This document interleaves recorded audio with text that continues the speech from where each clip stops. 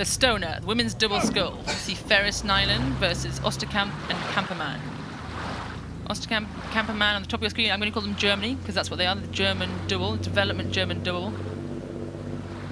And on the bottom half of your screen, you're going to see Ferris and Nyland, who were actually both selected for the under-23s this year, but couldn't go because of COVID restrictions, and now coming together to race at Henley Royal. So really great for them to get a race out. Yeah, so 2 development boats, GB versus Germany. It's a narrative that's been well written in rowing before. Who is going to write the latest chapter in their favour? It looks like GB girls on the near side or foreground of the shot. Ferris and Nyland with the better of the 2 starts, half a length. Traditionally the Germans favoured a quick start, but you can see here as the 2 crews we pan out down the course. Pretty hard to tell there, but I think the left-hand side, Ferris and Nyland still are maintaining a bit of a lead, although of course that could be that now, and then when they come level with us, the leads change. So let's just see, but I think Ferris and Nyland at the moment leading this race. Absolutely, and they should be quite well matched, these 2 crews. Both kind of young athletes, both development and 23. I think the British double of Nyland and Ferris are going to have a point to prove. Imagine being selected to go to the under-23 World Championships and couldn't get on that plane. And we see so much of that this year, people missing out on all sorts of things. And great that this event has been put into the middle of August and giving people an opportunity to come and race like this. But the German double, 6, it's the last World Cup in Sabaudia in Italy. So we know they've got some form. They've been in race this year, they've raced internationally, they'll be on their programme. German women, I tell you what, if I learned up went to German women's sculler, I'd be scared. They've got such a pedigree in sculling. Yeah, they've had some fantastic quads down the years and also some fantastic doubles, you're completely right. But it looks like Great Britain enjoying the better of proceedings at the moment. Looking a little bit more lithe, a little bit more lively around both ends of the stroke. Just sitting pretty comfortably in the middle of their lane. And you can see here as the crews make their way towards us, it's fairly clear that Ferris and Nyland are up by a significant margin. And interesting there, we see the bow seat of this British crew in the white boat on the left of your screen, Cameron Nyland. She moved to the States and she is now studying at the University of Tulsa. There's quite a lot of that. We've mentioned time and time again these British students that go across to America, they might get scholarships. Certainly the women, through things like Title 9, they get full scholarships to go out to the States and join these really strong women's programs in rowing. So this is a great example of how it's working for her. You don't often see it in sculling.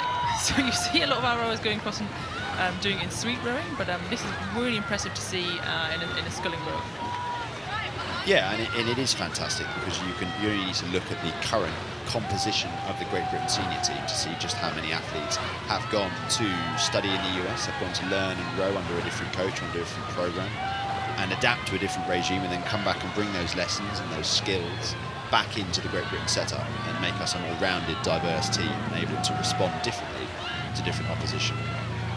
And am I right in saying, Jess, that the winner of this race could potentially be a crew that you might face if you were to win later? Dun, dun, dun. Yeah, I'm keeping my eyes on this crew. I've got a race later on this evening against our British light women's double, so we might be up against it. But the winner of the race tonight races this crew tomorrow, so I'll keep half an eye on them. A pretty convincing lead there, and they're going to feel quite pleased coming down this bit of the race. Sitting comfortable margin, I'd call that, past Remington. Just you can see how washy it is. You see there, you get pushed around so much. Your bows either get sucked in or pushed out, and you've got to keep level press on both oars, keep your head up and conscious. You don't want to be thinking about the whole time steering, do you, Tom? No, not at all. You need to look at any of the flags on the riverbank and see how much they're billowing in the wind to understand just how breezy it is here at Henley. Still a pleasant day, still a nice temperature, and great to be on the bank, sipping a Pimm's and enjoying the rowing. But out there on the river, between those booms, it's anyone's game. And you're right, you not only need physiology to get down the course, you need a bit of technical expertise, a bit of savviness, a bit of nous. And the girls, Ferris and Nyland, showing that in spades here. Just enjoying their scull now. I think they've done their work in the first half, and they can just try perhaps to ease up ever so slightly. They don't want to take the foot off the gas too much. This is as much a simulation of racing to come as it is a real life exercise as we speak, but they'll be able to just perhaps relax somewhat coming into the enclosures, start to think ahead perhaps to Saturday, to challenges afresh, and like you say, potentially a match up with yourself, Jess. Let's see what happens later on this evening. Let's see what happens, but for the time being, this crew here is doing a great job. The Germans have not let go, though. There's Osterkamp and Kampmann, you know, are keeping in the race. They're keeping their rate up, and by that I mean they haven't dropped their rate. Their heads are up, but I think there's quite a sizable margin between the two crews as they head down towards Stewards enclosure. They'll get a great clap coming down here. That's the traditional thing to do. You're not really meant to shout at stewards, but people do, but you're meant to just clap. And it's a British double here. Maybe, I mean, it's not revenge, but they're getting a bit of something back from their season, which got curtailed due to COVID, so great to see them here racing on the Henley course. Such an interesting nuance. You're not allowed to shout at the stewards enclosure. I'd love to see the people responsible for policing that on the Saturday when the schoolboy 8s come down the track.